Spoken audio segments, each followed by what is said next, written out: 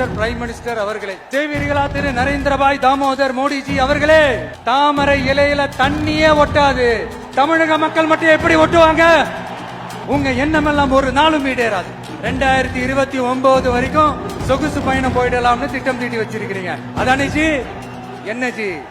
எதிர்காலம் வரும், என் கடமை வரும், இந்த கூட்டத்தின் ஆட்டத்தை ஒழிப்பேன். மக்கள் அரசியல் என்ற அந்த சவுக்க கையில் எடுக்கலாமா? யாருக்கு எதிரான தானே கேக்குறீங்க? வேற யாரு? மறைமுக உறவுக்காரர்களான பாசிச பாஜகவும் பாய்சன் திமுகவும் தான். மாண்புமிகு பிரதமர் நரேந்திர மோடிஜி அவர்களே, 3வது முறையா ஒன்றியத்தோட ஆட்சி அதிகாரத்தை நீங்க தானே கையில வச்சிருக்கிறீங்க. இல்ல நாங்க தெரியாம தான் கேக்குறோம். நீங்க ஆட்சிக்கு வந்தது ஒட்டுமொத்த மக்களுக்கும் நல்லது செய்யவா, இல்ல நம்மளுடைய இந்த இஸ்லாமிய நண்பர்களுக்கும் இஸ்லாமிய தோழர்களுக்கும் எதிராக சதி செய்யவா? மக்களுக்கு உங்ககிட்ட கேட்கறதுக்குன்னு ஏராளமான கேள்விகள் இருக்குது. அதனால அவங்க சார்பா, அவங்கள ஒருத்தனா, அவங்களோட ஒரு உண்மையான ஒரு பிரதிநிதியா உங்ககிட்ட சில கேள்விகள் கேட்கணும். மிஸ்டர் பிரைம் மினிஸ்டர் அவர்களே, நம்ம தமிழ்நாட்டு மீனவர்கள் கிட்டத்தட்ட ஒரு 800 பேருக்கு மேல இலங்கை கடற்படையால தாக்கி அழிக்கப்பட்டிருக்கிறாங்க. அதை கண்டிக்கிறதுக்காக உங்களை பெருசா எதுவும் செய்ய சொல்லல, சின்னதா ஒண்ணே ஒண்ணு மட்டும் செஞ்சு கொடுங்க. இனிமேலாச்சும் எங்களுடைய மீனவர்கள் பாதுகாப்பா இருக்கிறதுக்காக இந்த கச்சத்தீவை இலங்கை கிட்ட இருந்து மீட்டு கொடுத்துருங்க, அது போதும். உங்களுடைய இந்த முரட்டு பிடிவாதத்தால நீங்க நடத்துற இந்த நீட்டு தேர்வு, அதனால இங்க என்னென்ன நடக்குதுன்னு சொல்றதுக்கே மனசு வலிக்குது. அதனால அந்த நீட்டு தேர்வு தேவையில்லைன்னு அறிவிச்சிருங்க, அது போதும். செய்வீர்களா திரு நரேந்திரபாய் தாமோதர் மோடிஜி அவர்களே? எங்களுக்கு என்னென்ன தேவையோ, என்னென்ன நல்லதோ அதெல்லாம் செய்ய மாட்டேங்கிறீங்க. ஆனா ஆட்சி அதிகாரத்தை மட்டும் கையில வச்சுக்கிட்டு மக்களை ஏமாத்த நேரடியாக ஒரு பாசிச பாஜக அடிமை கூட்டணி ஒண்ணு. அடுத்து உங்களோட இந்த மைனாரிட்டி ஆட்சியை ஓட்டுறதுக்காக மறைமுகமாக RSS அடிமை குடும்பம்னு இன்னொரு கூட்டணி. இப்படி மக்கள் சக்தியே இல்லாத இந்த ஊழல் கட்சிகளை மிரட்டி அடிபணிய வச்சு 2029 வரைக்கும் சொகுசு பயணம் போயிடலாம்னு திட்டம் தீட்டி வச்சிருக்கிறீங்க. அதானே ஜி? என்ன ஜி? ஒண்ணு மட்டும் சொல்றேன், தெரிஞ்சுக்கங்க. என்னதான் நீங்க இந்த நேரடி மறைமுக கூட்டணி குட்டிகரணம் போட்டாலும் தாமரை இலையில தண்ணியே ஒட்டாது, தமிழக மக்கள் மட்டும் எப்படி ஒட்டுவாங்க?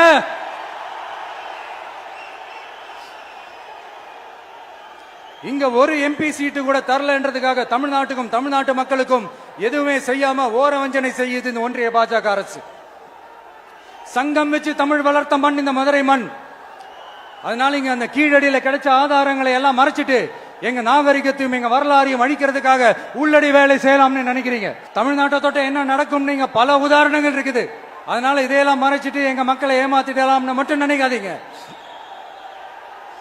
மத நல்லிணக்கத்திற்கு பெயர் பெற்ற இந்த மதுரை மண்ணிலிருந்து சொல்றேன், உங்க எண்ணமெல்லாம் ஒரு நாளும் ஈடேறாது. எம்ஜிஆர்னா யார் தெரியும்ல? அவரு மாஸ்னா என்னன்னு தெரியும்ல? அவர் உயிரோடு இருக்கிற வரைக்கும் அந்த CM சீட்டை பத்தி ஒருத்தராலையும் நினைச்சு கூட பார்க்க முடியல, கனவு கூட காண முடியல. எப்படியாவது அந்த CM சீட்டை என்கிட்ட கொடுத்துருங்க, என் நண்பர் எம்ஜிஆர் திரும்ப வந்ததுக்கு அப்புறம் நான் திருப்பி கொடுத்துறேன்னு தன்னோட எதிரியை கூட மக்கள் கிட்ட கெஞ்ச வச்சவர் எம்ஜிஆர். எப்படி கெஞ்ச வச்சவர்? அதனால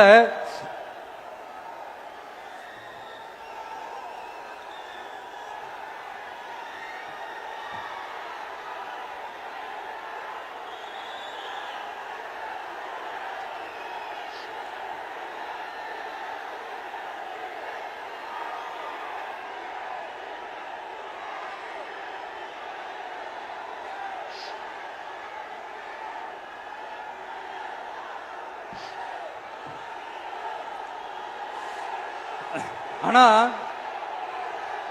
இப்போ அவர் ஆரம்பிச்ச அந்த கட்சியை, எம்ஜிஆர் அவர்கள் ஆரம்பிச்ச அந்த கட்சியை கட்டி காக்கிறது யாரு? இன்னைக்கு அந்த கட்சி எப்படி இருக்குது?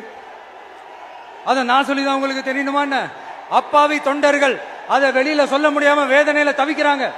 2026 சட்டமன்ற தேர்தலில் யாருக்கு ஓட்டு போடணும், எப்படிப்பட்ட ஆட்சி இங்க அமையணும்னு அந்த அப்பழுக்கற்ற அந்த தொண்டர்களுக்கும் ரொம்ப நல்லாவே தெரியும். அதனால என்ன வேஷம் போட்டுக்கிட்டு பாஜக இங்க தமிழ்நாட்டுக்குள்ள வந்தாலும் அவங்க வித்தை எல்லாம் இங்க வேலைக்கே ஆகாது.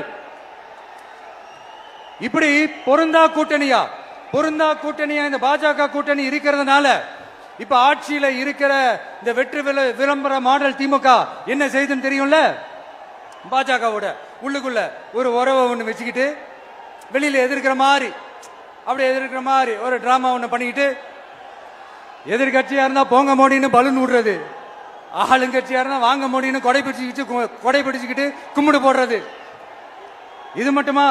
ஒரு ரைடுன்னு ஒன்று வந்துட்டா போதும், இது வரைக்கும் போகவே போகாத ஒரு மீட்டிங், அதை காரணம் காட்டி டெல்லிக்கு போறது, அங்க ஒரு சீக்கிரட் மீட்டிங் நடத்துறது.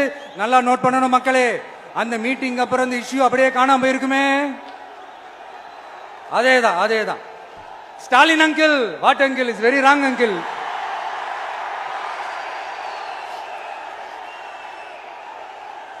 இப்படி தமிழ்நாட்டில் இப்ப நடக்கிற இந்த ஆட்சியினுடைய லட்சணத்தை பார்த்துக்கிட்டு நாம எப்படி சும்மா இருக்க முடியும்? ஒரு தவறு செய்தால், அதை தெரிந்து செய்தால், அவர் கபட நாடக மு.க. ஸ்டாலின் அங்கிளாகவே இருந்தாலும், அங்கிள் உங்களுக்கு மனசாட்சின்னு ஒண்ணு இருந்துச்சுன்னா நாங்க கேட்கிற கேள்விகளுக்கு மட்டும் கொஞ்சம் பதில் சொல்லுங்க அங்கிள். நீங்க நடத்துற இந்த ஆட்சியில நேர்மை இருக்கா? நியாயம் இருக்கா? ஊழல் இல்லாம இருக்கா? சட்டம் ஒழுங்கு சரியா இருக்கா? பெண்களுக்கு பாதுகாப்பு இருக்கா? பொதுமக்களுக்கு பாதுகாப்பு இருக்கா? இயற்கை வளங்களுக்கு பாதுகாப்பு இருக்கா? சொல்லுங்க மை டியர் அங்கிள், சொல்லுங்க. டாஸ்மாக்ல மட்டுமே இது வரைக்கும் 1000 கோடிக்கு மேல ஊழல்னு சொல்றாங்க. அதுல மட்டுமா தப்பு நடக்குது? வேற எதுல தான் நடக்கல? உலகத்திலே மிஸ்டர் கிளீன் ரெக்கார்ட்ஸ் எல்லாம் உங்களுக்கும் உங்க கூட இருக்கிறவங்களுக்கும் மட்டும்தான் அங்கிள் கொடுக்கணும். இத பார்த்து வாயே இல்லாத ஊரு கூட வயிறு வலிக்கு சிரிக்குது. பெண்களுக்கு 1000 ரூபாய் கொடுத்துட்டீங்கன்னா போதுமா அங்கிள்? அப்படியே அதை மூடி மறைச்சிடலான்னு பாக்குறீங்களா? படிக்கிற இடத்துல, வேலைக்கு போற இடத்துல, வெளியில போற இடத்துலன்னு அவங்களுக்கு பாதுகாப்பே இல்லைன்னு ஒட்டுமொத்த பெண்களும் கதறாங்க. அந்த கதறல் சத்தம் ஏதாவது உங்க காதுல கேக்குதா அங்கிள்? இதுல வேற உங்க அப்பான்னு கூப்பிடுறாங்கன்னு வேற சொல்றீங்க. What is this uncle? Is very very wrong uncle, is very very wrong. பெண்களுக்கு மட்டுமா பொய் வாக்குறுதி கொடுத்து ஏமாத்துறீங்க? அரசு ஊழியர்கள், ஆசிரியர்களை ஏமாத்துறீங்க, விவசாயிகளை ஏமாத்துறீங்க, பரந்தூர்ல பாதிப்பே வராதுன்னு சொல்லி ஏமாத்துறீங்க, மீனவர்களை ஏமாத்துறீங்க, போதைப் பொருள் கலாச்சாரத்தை ஒழிக்காம ஏமாத்துறீங்க. ஐயோ, very very வஸ்ட் uncle, very very வஸ்ட். எப்படி கேட்டாலும் இவங்க கிட்ட இருந்து எந்த பதிலும் வரப்போறதில்லை. ஏன்னா இருந்தா தானே. இப்ப ஆட்சியில இருக்கிற நம்மளுடைய அங்கிள் பதில் சொல்றது இருக்கட்டும். மக்களை நீங்க சொல்லுங்க, நீங்க உண்மையை சொல்லுங்க. செய்வோம் சொன்னாங்களே, சொன்னதெல்லாம் செஞ்சாங்களா? உங்களை தான் கேக்குறேன், சொன்னதெல்லாம் செஞ்சாங்களா? சத்தமா மை டியர் அங்கிள், கேக்குதா? மக்களோட சத்தம் கேக்குதா? இது வெறும் சாதாரணமான முழக்கம் தான். கூடிய சீக்கிரம் மக்களை போய் சந்திக்க போறேன், அவங்களோட மனசு விட்டு பேச போறேன். அதுக்கப்புறம் இந்த சாதாரணமான முழக்கம் இடி முழக்கமா மாறும். அத்தோட நிக்காது. அந்த இடி முழக்கம் தமிழ்நாட்டோட போர் முழக்கமா மாறும். அந்த போர் முழக்கம் உங்களை ஒரு நிமிஷம் கூட தூங்க விடாது. நடக்குதா இல்லையான்னு பாருங்க. என்னடா இவன் இவ்வளவு ஸ்ட்ராங்கா சொல்றானேன்னு பாக்குறீங்களா? எல்லாரும் கட்சி ஆரம்பிச்சதுக்கு அப்புறம் தான் ஒவ்வொரு வீட்டுக்குள்ளேயும் போறதுக்கு ட்ரை பண்ணுவாங்க. ஆனா நாங்க அப்படி இல்லை. ஒவ்வொரு வீட்டுக்குள்ளேயும் போனதுக்கு அப்புறம் தான் கட்சியாவே ஆரம்பிச்சிருக்கிறோம்.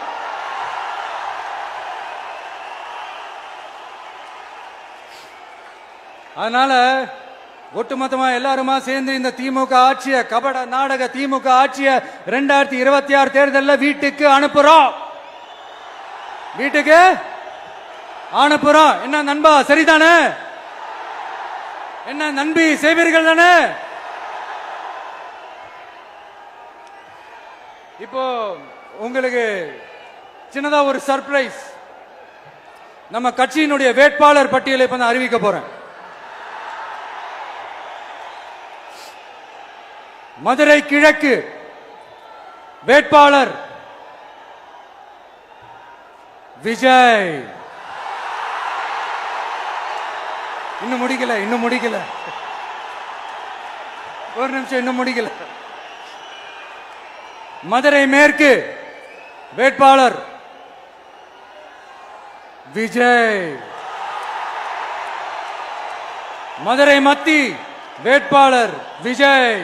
மதுரை தெற்கு வேட்பாளர் விஜய், மதுரை வடக்கு வேட்பாளர் விஜய், மேலூர் விஜய், சோழவந்தான் விஜய், திருப்பரங்குன்றம் விஜய், திருமங்கலம் விஜய், உசலம்பட்டி விஜய்.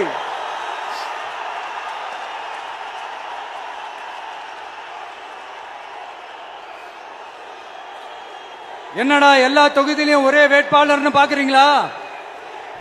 234 தொகுதியிலையும் இந்த விஜய் தான், அதாவது உங்க விஜய் தான் உங்க சின்னம். இன்னும் சிம்பிளா சொல்லணும்னா உங்க வீட்டில் இருக்கிற ஒருத்தர் தான் வேட்பாளரா நிக்க போறாங்க. அந்த வேட்பாளரும் நானும் வேறு வேறு இல்லை. நீங்க அவருக்கு ஓட்டு போட்டீங்கன்னா எனக்கு ஓட்டு போட்ட மாதிரி, இந்த முகத்துக்காக நீங்க ஓட்டு போட்டீங்கன்னா உங்க வீட்டில் இருக்கிற உங்களுடைய வேட்பாளர் ஜெயிச்ச மாதிரி. என்னடா இவர் ஏதோ ஓவரா சொல்றாருன்னு நினைக்க வேணாம். பிராக்டிக்கலா அப்படிதான் இருக்கும், அப்படிதான் இருக்கணும். நீங்களும் அப்படிதான் நினைப்பீங்கன்னு நான் நம்புறேன். ஏன்னா இது நம்மளை விட நம்ம எதிரிங்களுக்கு இன்னும் நல்லாவே தெரியும். அதனால எல்லா இந்த அதிகார பலம் எல்லாத்தையும் தூக்கிட்டு வந்துருவாங்க. வரட்டும், பாத்துக்கலாம். TVK will take it, TVK will meet it, TVK will compete with it and TVK will conquer it, TVK will conquer it.